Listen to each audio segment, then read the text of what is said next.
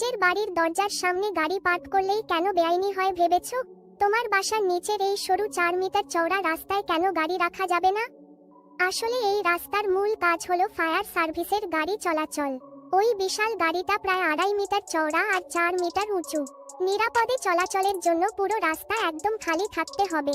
কিন্তু সাধারণ রাস্তার শক্তি ওই ভারী গাড়ি বহন করতে পারে না।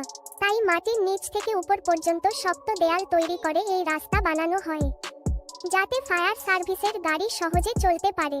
তবে এই ব্যবস্থা কেবল নিচের তলার অগ্নিনির্বাপনের কাজে লাগে। যদি উঁচু তলায় আগুন লাগে, তখন দরকার হয় লম্বা মই গাড়ি বা বিশেষ ফায়ার ট্রাক। এগুলো কাজ করার জন্য আরো বড় জায়গা লাগে। সব রাস্তা যদি চওড়া করা হয়, তাহলে কলোনির সবুজ জায়গা কমে যাবে। তাই সমাধান হলো প্রতিটি ভবনের সামনে নির্দিষ্ট অংশ একটু চওড়া রাখা। এতে সবুজও রক্ষা পাবে, আবার অগ্নিনির্বাপনও হবে। কিন্তু যদি সেই জায়গা মানুষ পার্কিং বা অন্য কাজে দখল করে ফেলে, তাহলে ফায়ার সার্ভিসের গাড়ি কাজই করতে পারবে না।